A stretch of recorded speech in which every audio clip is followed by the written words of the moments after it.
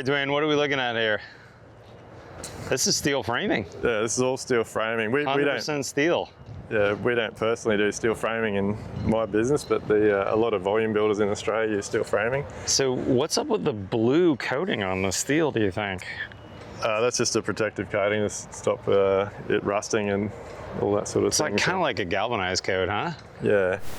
The build show from Australia. That's right, my buddy Dwayne Pierce that you just saw brought me down to speak at his conference, and we got to drive a bunch of job sites. Now on this video, Dwayne and I are gonna walk through a production or a volume builder job site to kind of see what the big guys, the big Australian builders build.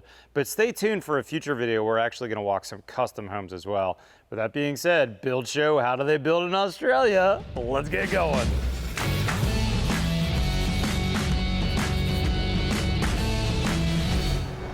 Wow, that's really neat to see. Everything is steel, the whole shebang. How do you think they prevent condensation from happening when it gets cold out? I don't know, mate. I honestly don't know a lot about steel framing. I'm curious. That's really interesting. Do you think it's less costly than wood frame construction though? It's definitely cheaper than timber framing.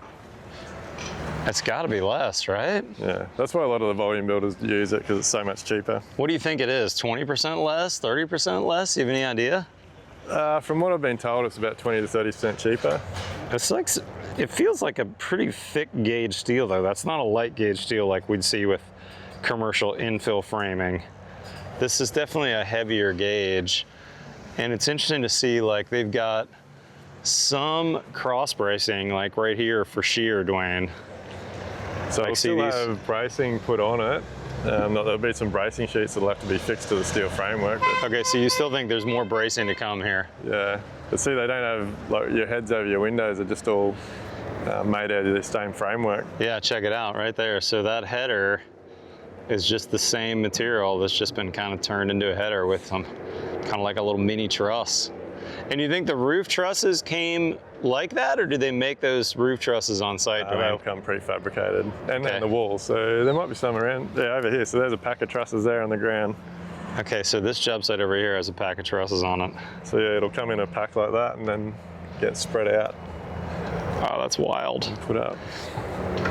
This is really, really interesting. My concern when I see steel framing, Dwayne, is how do we prevent condensation? Because steel is an R value of 0. In fact, it's a great, it's what we make our wiring and our frying pans out of, right? Because it conducts heat really well.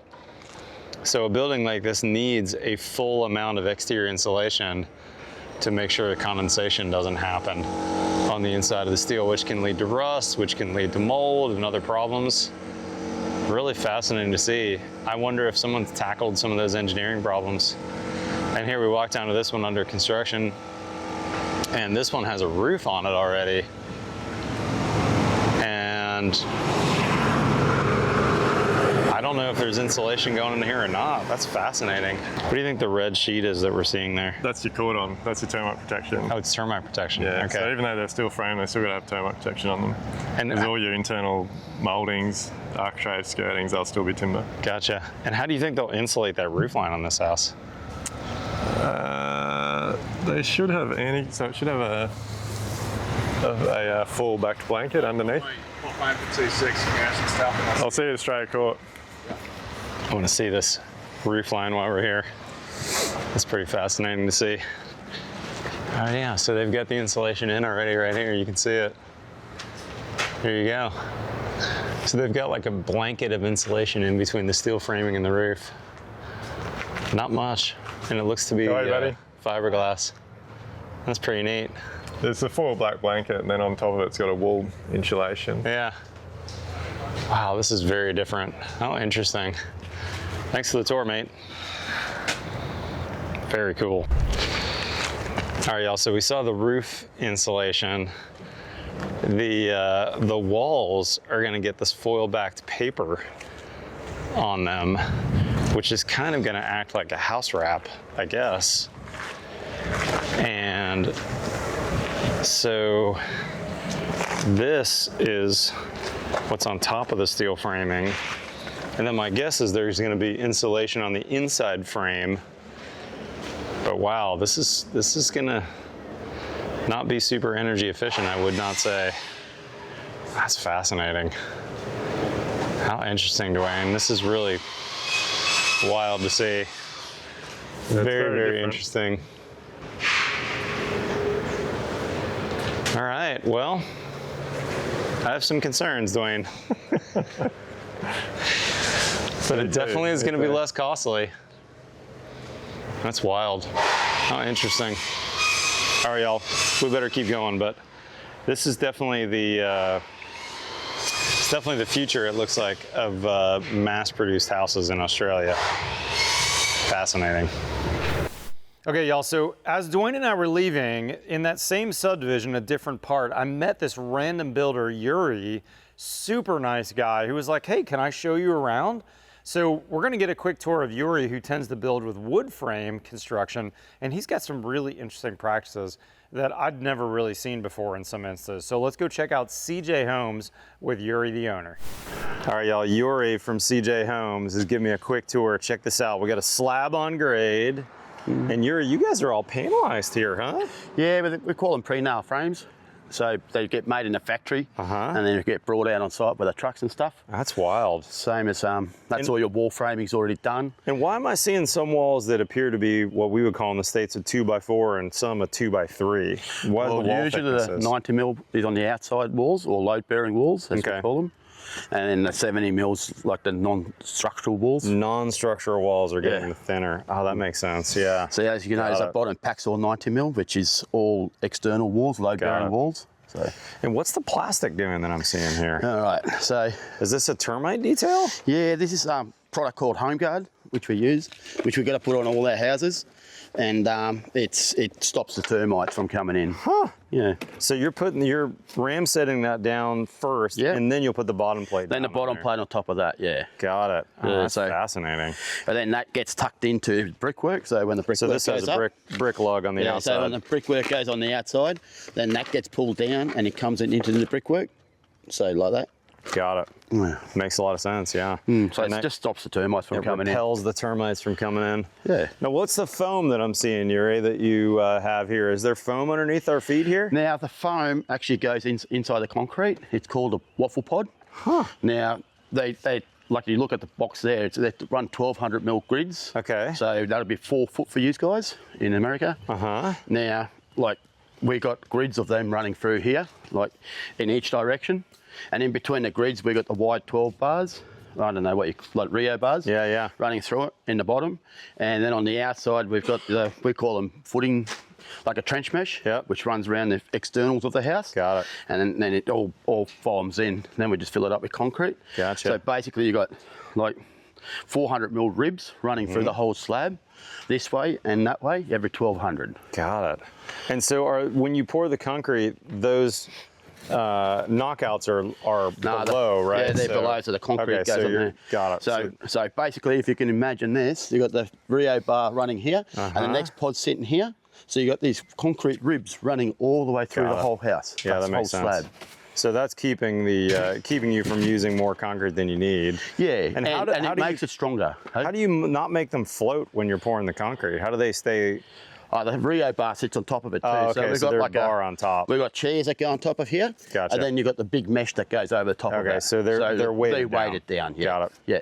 That makes a lot of sense. And when they pour the concrete, they usually fill the ribs up first, and then they do the slab. And this is probably a real high PSI, EPS foam, like what they use in highway construction. Yeah. Would be my guess. Your slab looks nice and flat and perfect. It looks really nice. So, yeah, but that just makes it a stronger slab. And this is a recess for a shower, I'm guessing? Yes, it is, yeah. Got it. So, yeah. Anything special you do with termites for these kinds of penetrations on the slab? Yeah, we do. There's another very similar product to that. We call them collars that actually go over the pipe, and it creates this like a dome around the pipe, so the termites kind of come through it. Gotcha. Yeah. Oh man, this is really cool. Thanks for the tour, man. I really appreciate this, Yuri. That's all right, mate. Really fun to see. Yuri, I forgot to ask you about these. These appear to be floor trusses from the manufacturer as well. Is that what I'm seeing here? Yeah, we call them posi struts, and that becomes our first floor flooring system. So basically, like these posi struts are made purposely just for this house here. Yeah, yeah. So we could not use them anywhere else. These are actually engineered product that And gets interesting to see manufactured. your struts are metal. In the States, we'll use another piece of 2x material, wood in there. Yeah. But that makes sense to use metal in there too. Yeah, and because it's easy in the factory, it's a lot easier to make it because they're like a gang plate connection thing. Yep. So all they do is just put it all together and they just press it. And then that's your subfloor that goes on top of the Yes, it is. Yeah. trusses after they're in place. And is this glued or nailed or screwed or what? It's glued and nailed. Glued and nailed. Yeah. And it's a tongue and groove. Tongue and groove. Yep. And it appears to be like like a high grade OSB that has some type of waxy coating. It's got a water resistant coating on it, and it's got a termite coating on it as well. Oh, really? Interesting. So it's an interesting shape too. We do everything in 4 foot by 8 foot sheets in America, but this appears to be like maybe 3 by it's 900 usually. 900 meters, which is 3 feet, or millimeters rather. Yeah, centimeters. 900 centimeters. Sorry. Millimeters. We're talking mils. Millimeters. Okay, sorry. I apologize. So 900 mil. My foot's 300 mil basically. So yeah. So it's about 3 foot. And what's the length? They're usually about 3.6 meters. Okay. So yeah, long. That's 10. How heavy are those? Are they about pretty 12, heavy? 12 feet. Hey. The carpenters have a hard time moving those. Are they super heavy? Well, we usually get the crane to lift them up onto the joist. Gotcha. And then the boys just spread them out up there. So they slide pretty easy. Yeah. Yeah, it makes sense. Man, great tour, Yuri. Thanks for showing me what you guys do here. This has been really fun. No worries. That's all right. All right, Yuri. I'm seeing a different subfloor here that looks like it's almost cement based. And then I'm guessing that's your subfloor glue. Tell me what I'm seeing here. Well, you're looking at compressed fibro sheets. Uh-huh. Now, they're usually 19 mil thick. Now, Which is kind of like a 3/4 product, I think, for my stateside builders. Well, yeah, 3/4 inch. Yeah. I don't know inches. Yeah, I don't know So we metrics, use so we're millimeters good. for everything. So, okay, here it's a. So why white and blue? What's the difference? So white ones we use in our bathroom areas because instead of using a chipboard in the bathroom areas, just in case your waterproofing fails, at least this one here can absorb. Like it doesn't let the moisture go through and it doesn't swell and all that kind of stuff. Gotcha. Now the blue one there, the blue board is for your outdoor decks, which is good. If they're going to be tiled, we've got to put a board out there and get that waterproofed. Gotcha. So it's just very similar product. Yeah, it's just more water resistant. Yeah. And then this is your subfloor adhesive you're using from these guys, which they've just started selling in America too. I don't know much about these guys, but interesting to see that. Yeah, they're a new brand to Australia as well. So. Oh, is that right? Yeah. Interesting. Have you liked working with them? Well, it still holds. It's just as good as I don't know. In Australia, we've been using Sally's liquid nails for years. Is that right? And that's what everyone's been brought up on. So That's funny. Yeah, so now got a new competitor in the market, I guess. So Yeah. Fascinating to see all the different materials here in Australia. Yeah. A lot of similarities and yet some differences as well, for sure. Yeah. So here are those trusses in action now. And there must be a wet area here because that's going to be, is that a bathroom up there maybe? I'd say an ensuite most probably. Yep. Or bathroom, yeah. Yeah, that's cool. And where we've got the bracing sheets, like out here, when this is all finished, we'll have like big bolts going straight into the concrete here. Mm-hmm.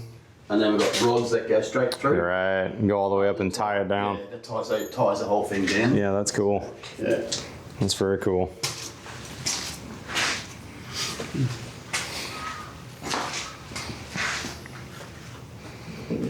I really liked Yuri. It was really kind of him to give us a tour and be willing to be on camera. On this last little section I want to walk you through, this is another volume builder. I just want to say briefly here before we get to the end, I'm a big fan of Australian builders, super nice guys. I said throughout this video, and I'm about to say some things that concern me, but I do want to say thank you so much to the Australians for hosting me. And stay tuned for our future videos to see some slightly better, or quite a bit better, I should say, building practices. Let's go check out another house. Okay, y'all, a couple things I learned about Australia since I've been here. Not a lot of concern about air tightness details because currently their code only requires a 10 ACH 50 on blower doors, and I suspect that will ratchet down over time as builders start to adopt more air tightness details. But this is This is really how we would build houses, and I'm not meaning to disrespect my Australian builder friends, but this is how we were building houses in America in the 1970s. You know, house wrap right on studs, ductwork in hot attic space.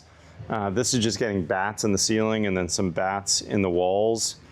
So, I mean, this house is definitely not going to fall down, but this house is certainly susceptible to some indoor air quality issues, and it's going to have a lot of leakage in this house over time from air coming through. So, yeah, we can definitely upgrade our standards, Australia. Again, no disrespect needed. We all need to learn, but our slogan of the build show is "No better, build better," and I think that you know, there's a lot of things that we could certainly do better on a house like this. So, anyways, if you're Australian, go watch the build show. There's a lot to pick up here, and it's really a privilege to get to walk some of these houses. I hope that my video doesn't come across as disrespect, but really more of an educational front. So, with that being said, let's sign it off here. All right, guys, super interesting to see what these volume builders in Australia do. Let me end with this. I said it right at the beginning.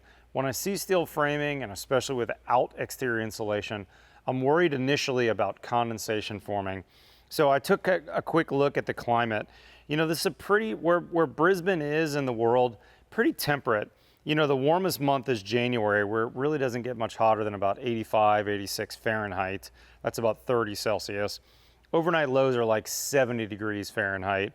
In the coldest month, which is July, remember they're opposite of America, daytime highs are around 68 to 72 Fahrenheit, 20 to 22 Celsius.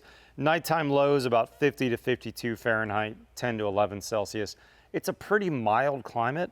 However, this is subtropical is actually what it's considered. And so I looked up the humidity stats, and it's a little all over the map here, but the mean annual average humidity is 52% outside, which is actually fairly high. Another source, climate.top, said the mean annual relative humidity was actually 66%.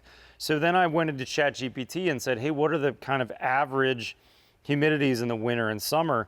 And I'm seeing numbers in the 60s and 70s.